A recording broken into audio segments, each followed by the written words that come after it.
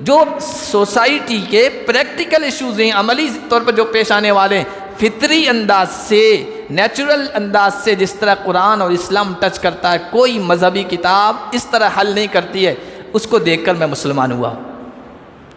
قرآن آج بھی رہنمائی کر رہا ہے، اور یہ پڑھے لکھے لوگ، سمجھدار لوگ، بڑے بڑے عہدوں میں رہنے والے یہ گواہی دیتے ہیں۔ عربی میں کہتے ہیں الفضل ما شہدت بہ الاعداء، جادو وہ جو سر چڑھ کر بولے، فضیلت خوبی وہ ہوتی ہے کہ دشمن بھی گواہی دے۔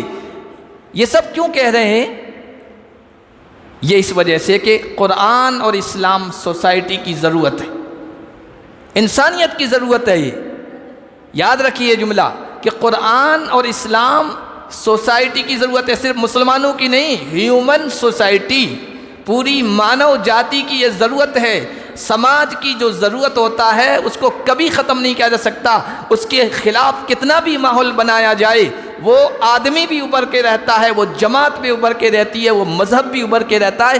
سماج کی جو ضرورت بن جاتا ہے کہ سماج کو اس کے بغیر کوئی حل نہیں ملتا ہے۔ آپ اپنے معاشرے اور سماج میں دیکھیے، اگر کوئی آدمی سماجی کام کرتا ہے، سوشل ورکر ہے، لوگوں کے کام آتا ہے، تعاون کرتا ہے، مصیبت کی گھڑی میں ساتھ کھڑا رہتا ہے، خوشیوں میں شریک ہوتا ہے، اس کے خلاف کتنا بھی ماحول بنایا جائے اس کا کوئی کچھ نہیں بگاڑ سکتا، وہ اور ترقی کرے گا، اس لیے کہ وہ سماج کی ضرورتیں پوری کر رہا ہے۔ اسی طرح اگر کوئی کتاب اور مذہب سماج کی ضرورتیں پوری کرتا ہے، انسانیت کو آنے والے مسائل کو حل کرتا ہے، پریشانیوں کو دور کرتا ہے، دنیا پوری اس کی مخالف ہو جائے اور پروپیگنڈا کر لے، اس کو ختم نہیں کیا جا سکتا ہے۔ اس لیے ہم کہتے ہیں، اور یقین ہے ہمارا، جتنا پروپیگنڈا بڑھے گا قرآن کے خلاف، قرآن اور ترقی کرے گا، اور جو پروپیگنڈے کو سنیں گے، اس کے بارے میں پڑھیں گے، وہ قرآن تک بھی پہنچیں گے، اور جس دن ڈائریکٹ قرآن تک پہنچ گئے نا، قرآن کے غلام بن کے رہیں گے، کوئی اس کو ختم نہیں کر سکتا ہے۔ آج یہاں بھی ماحول دیکھیے، پوری دنیا کا ماحول بھی دیکھیے، قرآن کے خلاف اتنا زبردست جو بدگمانی پھیلے جا رہی ہے۔ ہمیں قرآن تو یہ کہتا ہے کہ گھبرانے کی ضرورت نہیں ہے۔ یریدون ان یطفئوا نور اللہ بافواہہم واللہ متم نورہ ولو کرہ الکافرون۔ اللہ نے یہ قرآن اس لیے اتارا ہے کہ یہ غالب آ کے رہے گا، یہ چھا کے رہے گا۔ یہ دنیا کی طاقتیں چاہتی ہیں کہ اپنے منہ کی پھونکوں سے اللہ کے اس نور کو بجھا کے رکھ دیں، نہیں، یاب اللہ الا ان یتم نورہ، اللہ کا یہ فیصلہ ہے کہ اللہ اس نور کو غالب کر کے رہے گا، کافر لوگ کتنا ہی ناپسند کیوں نہ کریں، ولو کرہ المشرکون، مشرک لوگ کتنا ہی ناپسند کیوں نہ کریں، قرآن چھا کے رہے گا، قرآن غالب آ کے رہے گا۔ نور خدا ہے، کفر کی حرکت بے خندہ زن، پھونکوں سے یہ چراغ بجھایا نہ جائے گا۔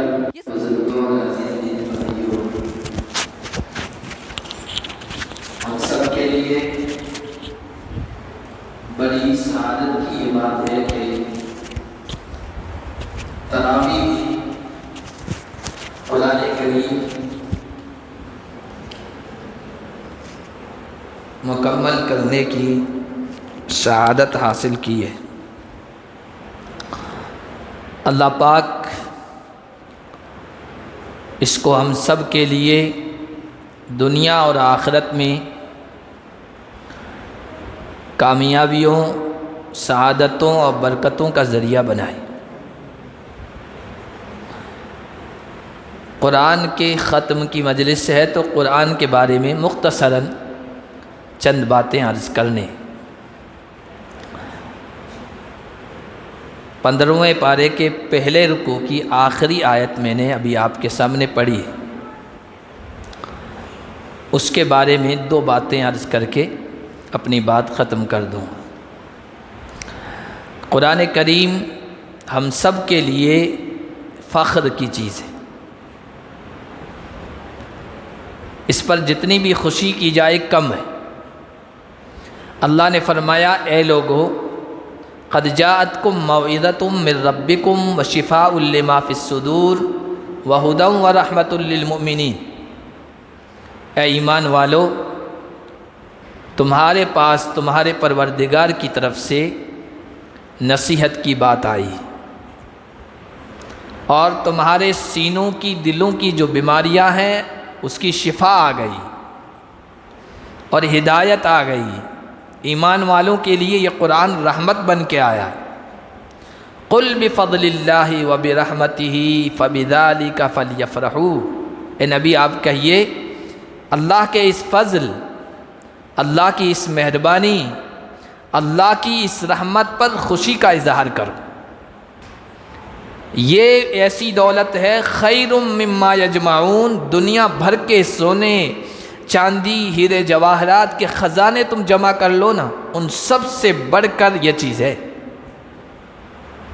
17ویں پارے میں اللہ نے فرمایا لقد انزلنا الیکم کتابا فیہ ذکرکم، اے لوگو ہم نے تمہاری طرف ایسی کتاب اتاری ہے جس میں تمہارا ذکر ہے۔ ذکر تمہارا، اس کا کیا مطلب؟ بہت سارے مطلب معنی بیان کیے گئے ہیں۔ مفسرین جو قرآن کا مطلب صحیح طریقے سے سمجھتے ہیں، ان کے جو سردار ہیں حضرت عبداللہ ابن عباس، حضور کے چچازاد بھائی ہیں، قرآن کے بڑے ماہر تھے، وہ کہتے ہیں کہ فیہ ذکرکم کا مطلب یہ تمہارے لیے فخر کی چیز ہے، اور ہے ہی واقعی یہ فخر کی چیز۔ صرف ایک اعتبار سے آپ ذرا غور کریں نا، یہ رمضان کا مہینہ ہے، قرآن کا مہینہ ہے، قرآن کریم کو صرف اس مہینے میں کتنا پڑھا جاتا ہے، کتنی تلاوت کی جاتی ہے، کتنا اس کی قرات کی جاتی ہے۔ صرف اس لحاظ سے اگر آپ سوچیں نا تو واقعی سینہ فخر سے بھر جاتا ہے۔ کوئی کتاب اس کے مقابل کی نہیں ہے، ہر اعتبار سے کوئی کتاب اس کا مقابلہ نہیں کر سکتی، لیکن صرف اس اعتبار سے دیکھیں کہ اس پر جو ایمان لانے والے ہیں، اس پر جو یقین رکھتے ہیں، وہ جو جتنی اس کی تلاوت کر رہے ہیں، اس کی قرات کر رہے ہیں، اس کو پڑھ رہے ہیں، دنیا کا کوئی ادارہ، دنیا کی کوئی تنظیم، دنیا کا کوئی ایسوسیشن اگر اس پر ریسرچ کرے اور یہ تحقیق کرنا چاہے کہ منظم انداز سے ایک ریسرچ سامنے آئے کہ کتنا قرآن کریم کو پڑھا جاتا ہے، کسی کے بس میں نہیں۔ یہ ہے سرمایہ کی چیز، فخر کی چیز۔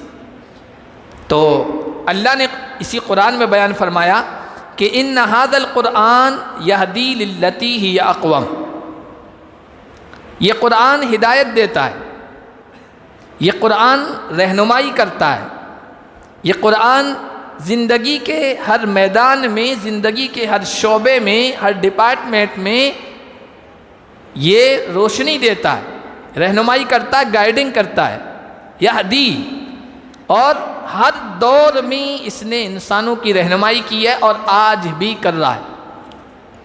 قرآن کے خلاف پروپیگنڈا، قرآن کے خلاف سازشیں، قرآن کی مخالفت آج دنیا میں چرم پر ہے، آخری انتہا کو چھو رہی ہے قرآن اور اسلام کے خلاف۔ اس کے باوجود بھی قرآن میں اللہ نے یہ صلاحیت رکھی ہے، ان ھذا القرآن یہدی، یہ قرآن ہدایت دے رہا ہے، یہ قرآن رہنمائی کر رہا ہے۔ جو اس قرآن کے قریب آ جاتا ہے، قرآن سے کسی طریقے تک پہنچ جاتا ہے، قرآن تک کسی بھی راستے سے، تو پھر قرآن اس کو اپنا اسیر، اپنا غلام بنا کے رکھ دیتا ہے، مخالفتوں کے باوجود، پروپیگنڈے انتہا ہونے کے باوجود آج بھی قرآن ہدایت دے رہا ہے، رہنمائی کر رہا ہے، جو رہنمائی حاصل کرنا چاہے، ورنہ اللہ کسی پر ہدایت کو تھوپتا نہیں۔ اس کے سلسلے میں میں ایک واقعہ سناتا ہوں۔ ایک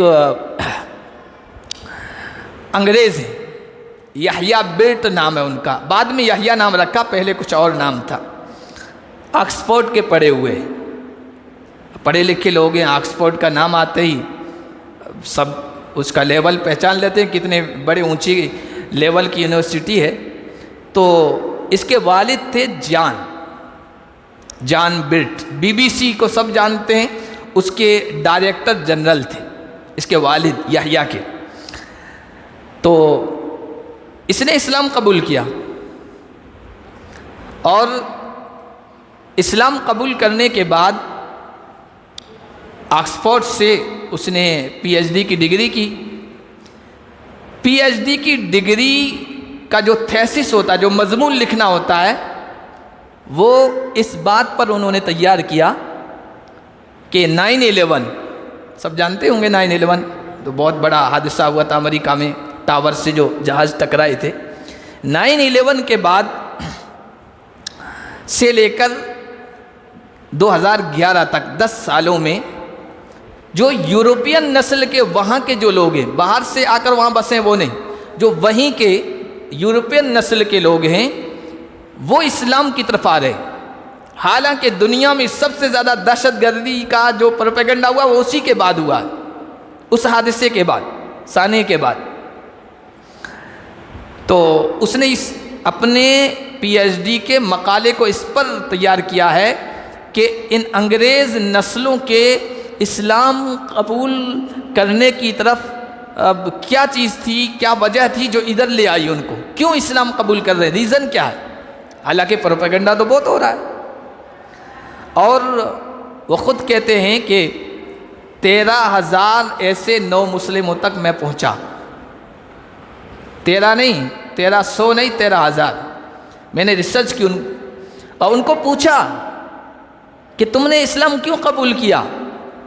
ان میں سے 80% لوگ ایسے تھے جنہوں نے یہ کہا کہ جب اسلام اور قرآن کے خلاف پروپیگنڈا ہو رہا تھا تو کسی نہ کسی طریقے سے ہماری رسائی، ہماری پہنچ قرآن تک ڈائریکٹ ہو گئی،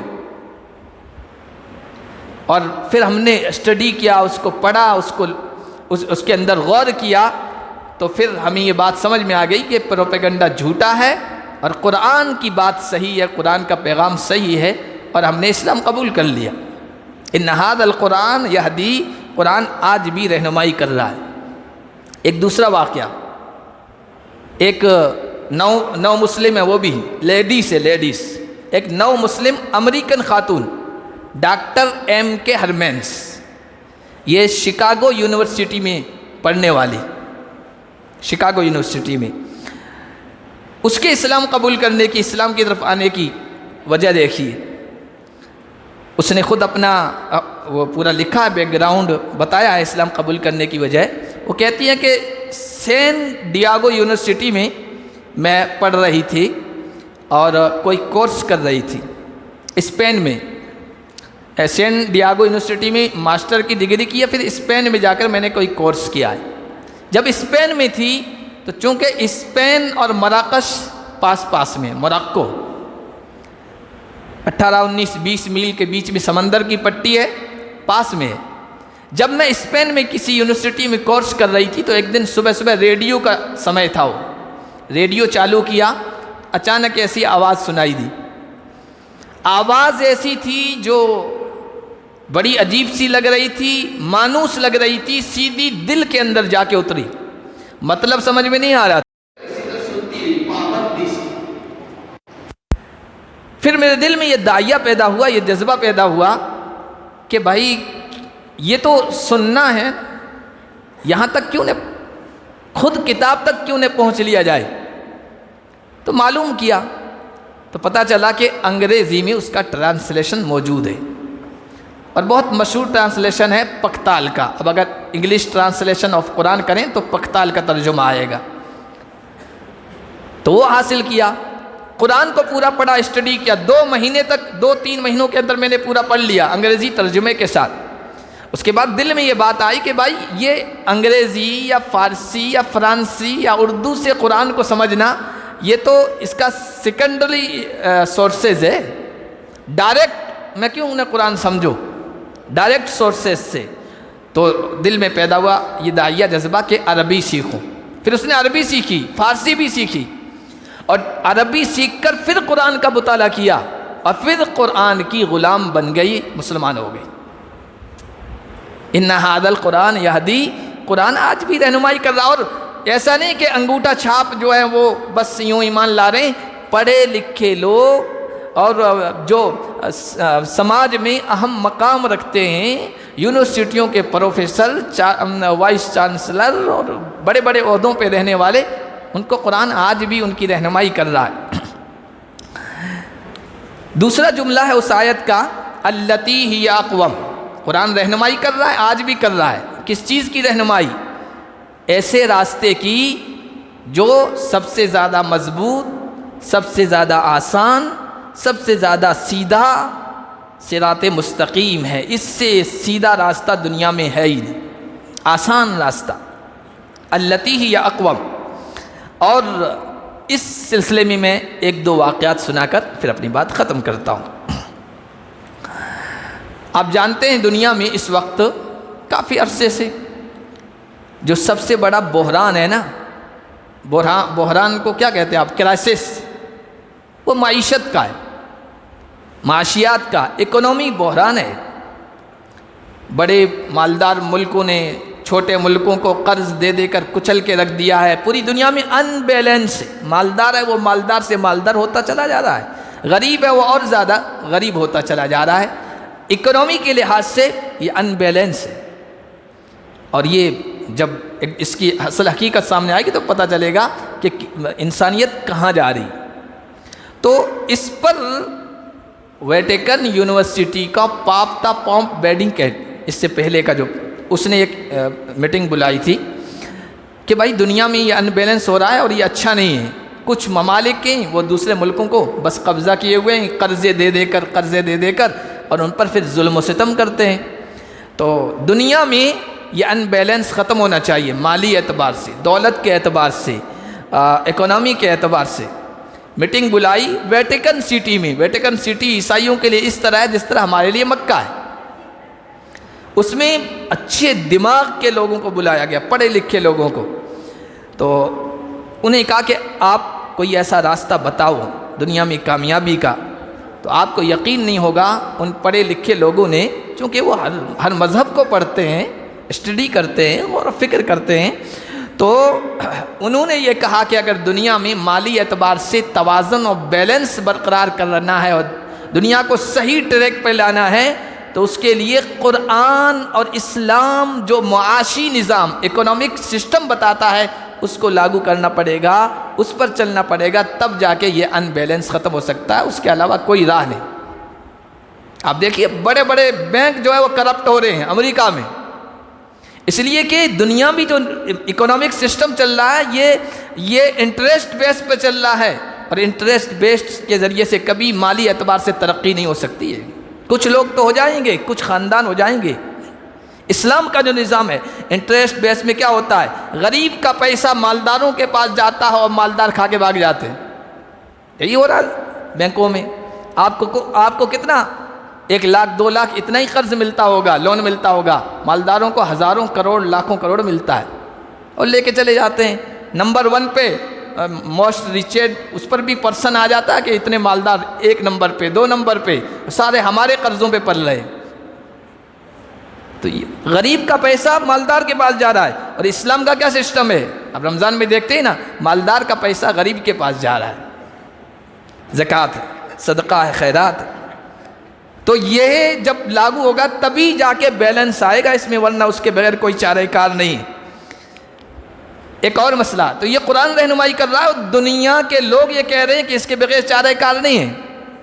دنیا میں اس وقت ایک اور مسئلہ ہے انوائرمنٹ کا، ماحول کا، کہ بہت خطرناک صورتحال، اور یہ زیادہ گرمی کا ہونا، زیادہ سردی کا ہونا، پانی، مٹی، خوراک، زمین، یہ سب آلود ہو رہے ہیں کیمیکل اثرات سے۔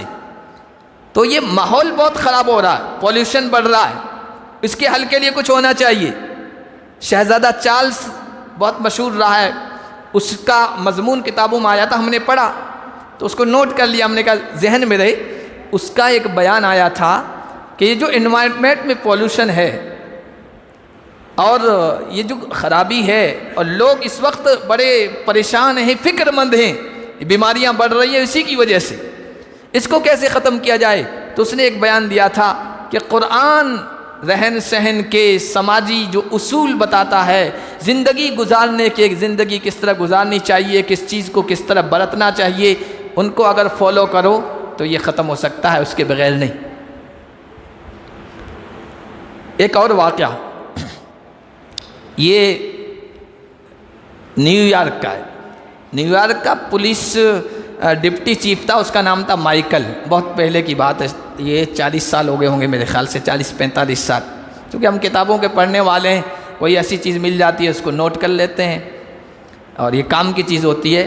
وہ مسلمان ہو گیا، مسلمان ہونے کے بعد وہاں کی جو کمیونٹی سینٹر ہوتے ہیں، مسجد ہوتے ہیں، اسی میں ہوتی ہے، وہ وہاں آیا، وہاں کے مسلمانوں نے افطار پارٹی کی شکل رکھی، اس میں اس سے پوچھا گیا کہ آپ نے اسلام قبول کیوں کیا؟ تو اس نے وجہ جو بتائی وہ سنیے آپ۔ اس نے یہ بتایا کہ قرآن اور اسلام سوسائٹی کے جو پریکٹیکل ایشوز ہیں، زندگی میں روزمرہ جو روزانہ پیش آنے والی جو مسائل ہیں نا، پریکٹیکل ایشوز عملی طور پر جو پیش آتے ہیں، ان کو جس فطری انداز سے، نیچرل انداز سے قرآن اور اسلام ٹچ کرتے ہیں، کوئی اور مذہب نہیں کرتا ہے۔ کھانا کس طرح ہے، پینا کس طرح ہے، رہنا کس طرح ہے، اللہ کے کیا حق ہیں، بندوں کے کیا حق ہیں، تجارت کس طرح کرنی ہے، بیوپار کس طرح کرنا ہے، حلال کیا ہے، حرام کیا ہے، بیوی کے ساتھ کس طرح رہنا ہے، ماں باپ کا حق کس طرح ادا کرنا ہے، پڑوسیوں کے کیا حقوق ہیں، بڑوں کے کیا حقوق ہیں، چھوٹوں کے کیا حقوق ہیں، آپ پڑھتے چلے جائیے، تفصیل کرتے چلے جائیے، پوری کتابیں حدیث کی اس پر بھری پڑی ہے۔ تو جو سوسائٹی کے پریکٹیکل ایشوز ہیں، عملی طور پر جو پیش آنے والے ہیں، فطری انداز سے، نیچرل انداز سے جس طرح قرآن اور اسلام ٹچ کرتا ہے، کوئی مذہبی کتاب اس طرح حل نہیں کرتی ہے، اس کو دیکھ کر میں مسلمان ہوا۔ قرآن آج بھی رہنمائی کر رہا ہے، اور یہ پڑھے لکھے لوگ، سمجھدار لوگ، بڑے بڑے عہدوں میں رہنے والے یہ گواہی دیتے ہیں۔ عربی میں کہتے ہیں الفضل ما شہدت بہ الاعداء، جادو وہ جو سر چڑھ کر بولے، فضیلت خوبی وہ ہوتی ہے کہ دشمن بھی گواہی دے۔ یہ سب کیوں کہہ رہے ہیں؟ یہ اس وجہ سے کہ قرآن اور اسلام سوسائٹی کی ضرورت ہے، انسانیت کی ضرورت ہے۔ یہ یاد رکھیے جملہ کہ قرآن اور اسلام سوسائٹی کی ضرورت ہے، صرف مسلمانوں کی نہیں، ہیومن سوسائٹی، پوری مانو جاتی کی یہ ضرورت ہے۔ سماج کی جو ضرورت ہوتا ہے اس کو کبھی ختم نہیں کیا جا سکتا، اس کے خلاف کتنا بھی ماحول بنایا جائے، وہ آدمی بھی ابھر کے رہتا ہے، وہ جماعت بھی ابھر کے رہتی ہے، وہ مذہب بھی ابھر کے رہتا ہے۔ سماج کی جو ضرورت بن جاتا ہے کہ سماج کو اس کے بغیر کوئی حل نہیں ملتا ہے۔ آپ اپنے معاشرے اور سماج میں دیکھیے، اگر کوئی آدمی سماجی کام کرتا ہے، سوشل ورکر ہے، لوگوں کے کام آتا ہے، تعاون کرتا ہے، مصیبت کی گھڑی میں ساتھ کھڑا رہتا ہے، خوشیوں میں شریک ہوتا ہے، اس کے خلاف کتنا بھی ماحول بنایا جائے اس کا کوئی کچھ نہیں بگاڑ سکتا، وہ اور ترقی کرے گا، اس لیے کہ وہ سماج کی ضرورتیں پوری کر رہا ہے۔ اسی طرح اگر کوئی کتاب اور مذہب سماج کی ضرورتیں پوری کرتا ہے، انسانیت کو آنے والے مسائل کو حل کرتا ہے، پریشانیوں کو دور کرتا ہے، دنیا پوری اس کی مخالف ہو جائے اور پروپیگنڈا کر لے، اس کو ختم نہیں کیا جا سکتا ہے۔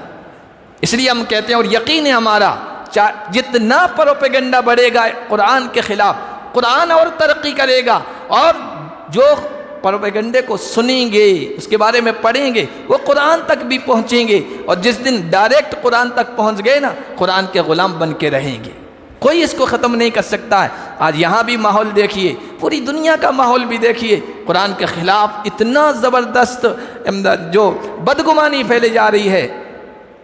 ہمیں قرآن تو یہ کہتا ہے کہ گھبرانے کی ضرورت نہیں ہے۔ یریدون ان یطفئوا نور اللہ بافواہہم واللہ متم نورہ ولو کرہ الکافرون۔ اللہ نے یہ قرآن اس لیے اتارا ہے کہ یہ غالب آ کے رہے گا، یہ چھا کے رہے گا۔ یہ دنیا کی طاقتیں چاہتی ہیں کہ اپنے منہ کی پھونکوں سے اللہ کے اس نور کو بجھا کے رکھ دیں، نہیں، یاب اللہ الا ان یتم نورہ، اللہ کا یہ فیصلہ ہے کہ اللہ اس نور کو غالب کر کے رہے گا، کافر لوگ کتنا ہی ناپسند کیوں نہ کریں، ولو کرہ المشرکون، مشرک لوگ کتنا ہی ناپسند کیوں نہ کریں، قرآن چھا کے رہے گا، قرآن غالب آ کے رہے گا۔ نور خدا ہے، کفر کی حرکت بے خندہ زن، پھونکوں سے یہ چراغ بجھایا نہ جائے گا۔ یہ سماج کی ضرورت ہے، یہ انسانیت کی ضرورت ہے۔ ہاں، کمی ہماری ہے کہ ہم نے بتایا نہیں انسانیت کو، صحیح طریقے سے پیغام پہنچایا نہیں کہ قرآن کتنا بہترین سسٹم دیتا ہے زندگی گزارنے کا، اور کامیابی کا، دنیا کی بھی کامیابی کا اور آخرت کی کامیابی کا۔ اللہ ہماری اس کوتاہی کو دور فرمائے، اور ہمیں اپنا جو مقصد ہے اس کا شعور اور احساس ہمارے دلوں میں پیدا فرمائے۔ قرآن کو سنا ہے، قرآن کو پڑھا ہے ثواب کے لیے، لیکن قرآن سے رہنمائی بھی ہم حاصل کریں، اور حاصل کر کے اس پر خزانے کے سانپ بن کے نہ بیٹھیں، انسانیت تک بھی پہنچائیں، ان تک میسیج پہنچائیں کہ جو تم تک پہنچایا جا رہا ہے نا وہ صحیح نہیں ہے۔ قرآن کے تعلق سے، اسلام کے تعلق سے، مسلمانوں کے تعلق سے آپ اسٹڈی کیجئے، آپ ڈائریکٹ سورسز سے قرآن کو پڑھنا شروع کیجئے، قرآن کے بارے میں غور کریے، پتہ چلے گا کہ کتنی بہترین تعلیمات اور ہدایات قرآن کی ہے۔ اللہ پاک ہم سب کو قرآن کے معنی و مطلب کو سمجھنے کی، پیغام کو سمجھنے کی اور انسانیت تک پہنچانے کی توفیق عطا فرمائے۔ قرآن کی ختم کی مجلس ہے اور بابرکت مہینہ ہے، بابرکت گھڑیاں ہیں۔ قرآن کے ختم کے بعد جو دعا کی جاتی ہے نا وہ قبول ہوتی ہے۔ خادم رسول حضرت انس رضی اللہ تعالیٰ عنہ حضور صلی اللہ علیہ وسلم کی 10 سال خدمت کی ہے اور خوب دعائیں لی، خوب دعائیں لیے۔ حضور نے کہا اللہ انس کے مال میں، انس کی اولاد میں برکت عطا فرما۔ ایسی برکتیں ہوئی کہ بخاری میں یہ روایت موجود ہے، بوڑھے ہو گئے تھے خادم حضرت انس کہ یہ میری بیٹی امینا نام غالباً آیا، وہ کہہ رہی ہے کہ میری اولاد میں سے 100 یعنی سگی اولاد، پھر پوتے پڑ پوتے نواسے جو موجود تھے ان کی زندگی میں، کہ 120 جو ہے نا وہ میری زندگی میں موجود ہیں، کئی ان کو دفن کر چکے۔ اور مال یہ بھی بخاری میں موجود ہے، مدینے میں باغات تھے کھجور کے آج بھی ہیں۔ حضور کی دعا کی برکت تھی خدمت کی وجہ سے کہ خود کہتے ہیں کہ سب کے باغ ایک مرتبہ پھل لاتے تھے، میرا باغ سال میں 2 مرتبہ پھل لاتا تھا۔ تو حضرت انس جب قرآن ختم ہوتا تھا نا سب کو بلا لیتے تھے، گھر والوں کو، بھائی بابرکت مجلس ہے، قبولیت کی مجلس ہے، پھر دعا کرتے تھے۔ ایک آدمی تھا مسجد نبوی میں، ہمیشہ قرآن کی تلاوت میں مشغول رہتا تھا، اس کا کام یہی تھا۔ تو حضرت عبداللہ ابن عباس جن کا میں نے تذکرہ شروع میں کیا، قرآن کی تفسیر کے بڑے ماہر تھے، انہوں نے ایک آدمی کو اس ڈیوٹی پر لگا رکھا تھا کہ اس کا جب بھی قرآن ختم ہونا تو مجھے بلا دیں، مجھے کہہ دینا تاکہ میں اس کی دعا میں شریک ہو جاؤں۔ تو بڑی بابرکت مجلس ہے، دعا کریں اور واقعی دعا کریں، ایسا نہیں کہ ایک رسم ادا کر رہے ہیں قرآن کی مجلس والی، ختم والی دعا نہیں۔ دعا اس انداز سے کریں کہ جس طرح ایک محتاج ہو، فقیر ہو، اور واقعی اس کے پاس پروفیشنل فقیر نہیں، واقعی اس کے پاس کچھ نہیں ہے، اور وہ آ کر جب مانگتا ہے تو کتنے دل سے مانگتا ہے اور کتنا رو کے مانگتا ہے عاجزی کے ساتھ۔ اس انداز سے ہم اللہ سے دعا کریں، پھر دیکھیں کیسے قبول نہیں ہوتی ہے۔ اگر رونا نہیں آ رہا ہے، رونے کی صورت بنائیں، اِلَّمْ تَبْكُوا فَتَبَاكَوْا، یہ بھی آیا، اور اللہ سے مانگے، انشاءاللہ اللہ ہماری حاجتوں کو، دعاؤں کو قبول فرمائے گا۔